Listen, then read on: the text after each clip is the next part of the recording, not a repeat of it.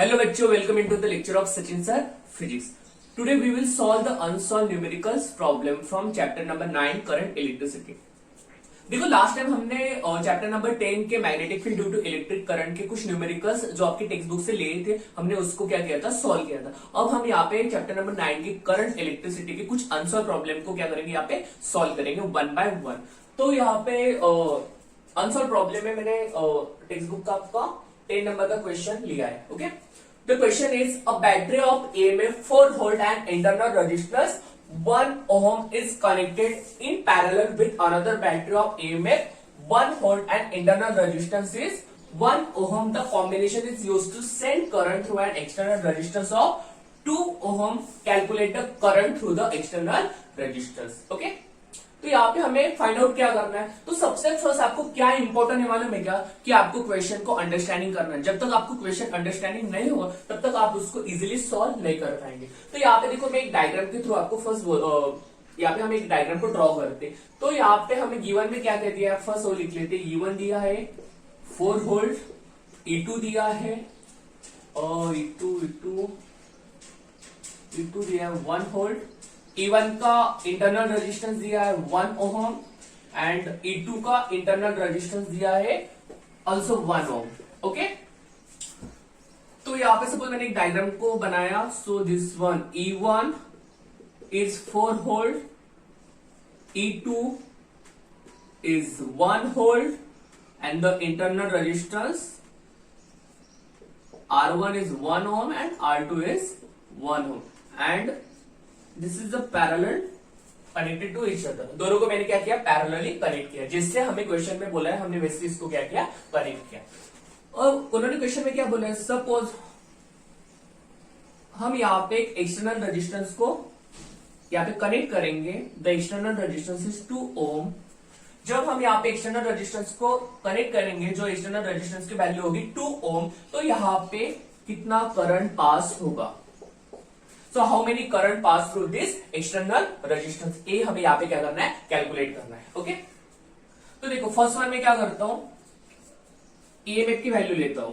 This one E1 and this one E2. ये मैं एक और एक डायग्राम को बना रहा हूं. Okay, so this one is R1 1 ohm, R2 is 1 ohm, E1 is 4 volt and E2 is 1 volt. Okay, तो इस डायग्राम के थ्रू मैं क्या करता हूं, E इक्विवेलेंट को निकाल लेता हूं. The formula of E equivalent is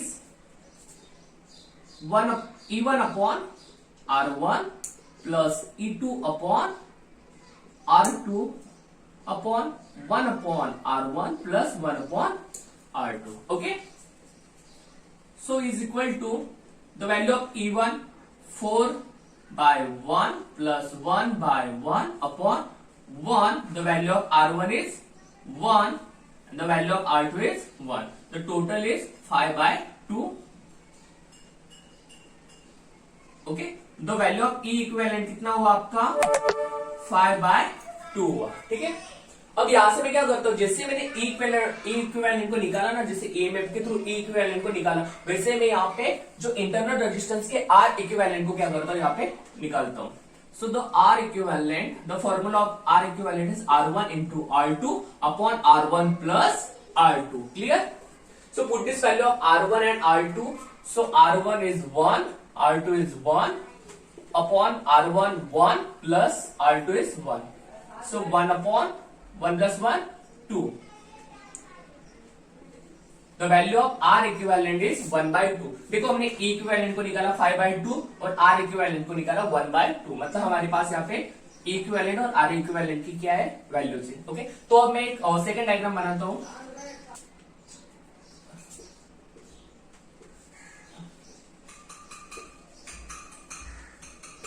okay, E equivalent की वैल्यू यहाँ पे लिखता हूं, कितनी हो, 5 by 2 वोल्ट और R इक्विवेलेंट आया आपका 1 by 2 ओम और एक्सटर्नल रेजिस्टेंस है आपका 2 ओम. तो यहाँ पे कितना करंट पास होगा, ये आपको यहाँ पे क्या करना है, कैलकुलेट करना है. ठीक है, so you know that the value of I को हमें फाइंड आउट करना है. तो यहाँ पे I का फॉर्मूला क्या होगा, so I is equal to E upon R plus R. This is the formula of current. So put the value of E is the 5 by 2 upon capital R is the 2 plus small r. The value of R equivalent is 1 by 2.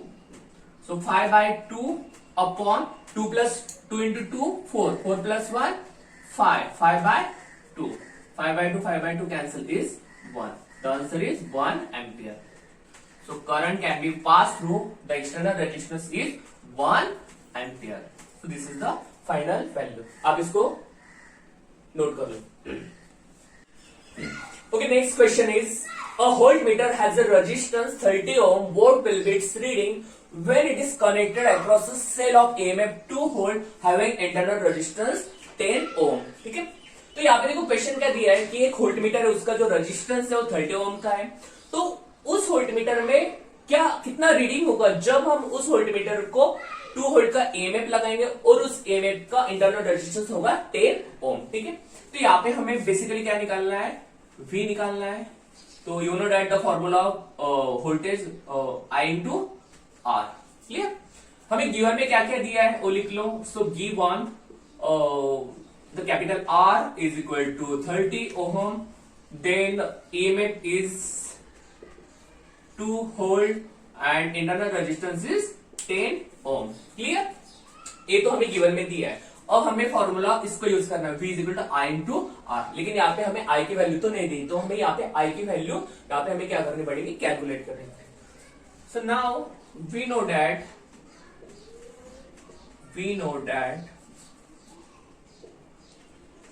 current calculated as I is equal to E upon R plus R. So this is the formula of current. I is equal to E upon R plus R. So put this value E. Capital E is the 2 volt. Capital R is the 30 and small r is 10. So 2 by 40. तो इस 1 by 20. 1 by 20 कैसे है, इसको divide कर लो. Okay, so this is the current I. तो I मुझे मिला है यहाँ पे 1 by 20. The unit is ampere. Clear. अब मुझे क्या निकालना है, वोल्टेज निकालना है. So the formula of voltage V is equal to I into R. So put the value of I 1 by 20 into the value of capital R is 30. So 0 cancel, 3 by 2, so 1.5 volt. So the answer is 1.5 volt. तो आप इसको note कर लो. Next example is a potentiometer wire has a length of 1.5 meter and resistance of 10 ohm. It is connected in series with the cell of EMF 4 volt and internal resistance 5 ohm. Calculate the potential drop per centimeter of the wire. ठीक है, तो यहाँ पे हमें क्या बोला है, potential drop पर सेंटीमीटर ऑफ द वायर हमें यहाँ पे क्या करना है, कैलकुलेट करना है. ठीक है, तो हम फर्स्ट इसका फॉर्मूला लिख लेते हैं. पोटेंशियोमीटर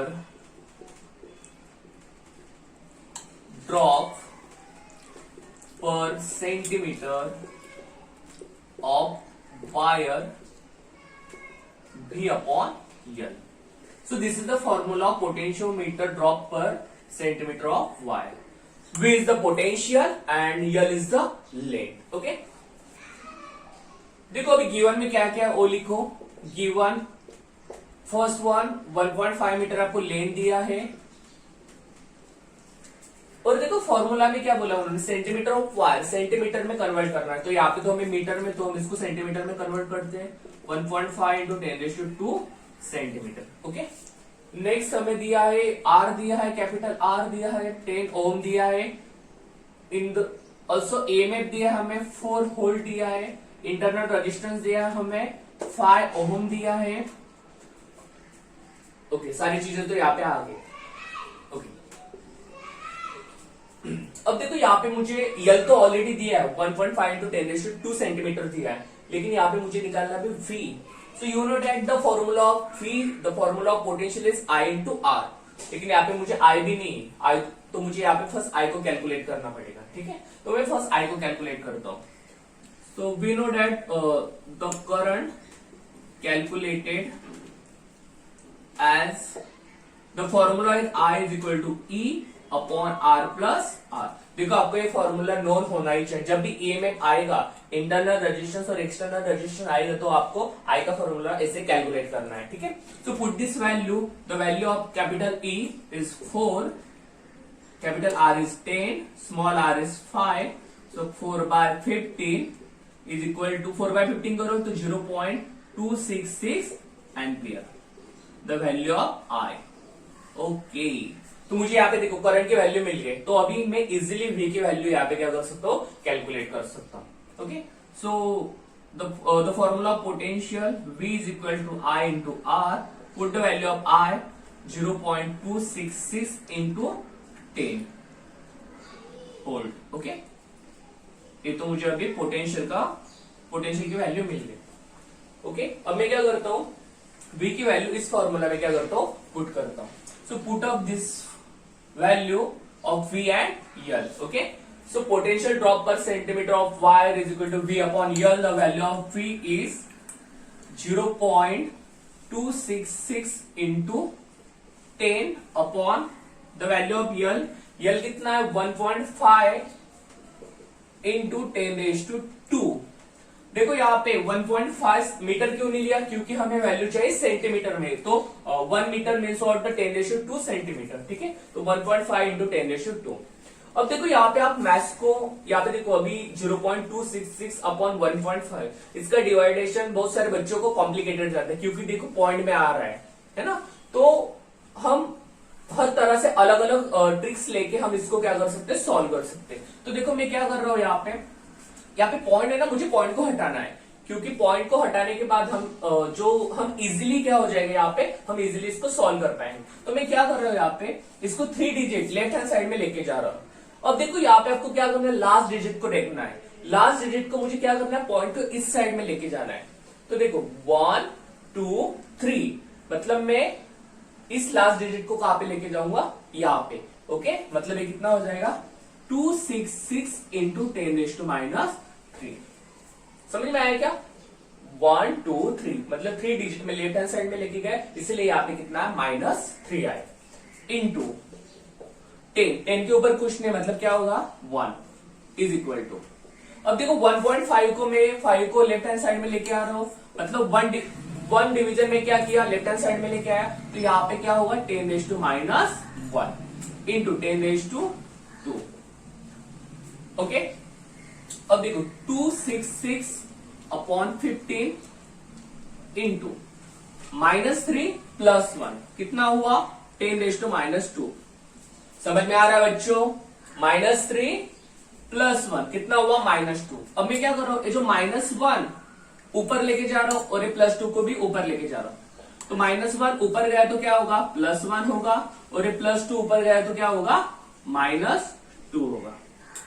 266 अपॉन 15 कितना होता है, 17.8 इंटू -2 प्लस 1 कितना हुआ, -1 so this one -1 into -2, so 17.8 into 10⁻⁻3। तो आपका पोटेंशियल ड्रॉप पर सेंटीमीटर कितना हुआ, the V upon L is equal to 17.8 into 10⁻⁻3 volt per centimeter. So this is the value. आप इसको नोट कर लो।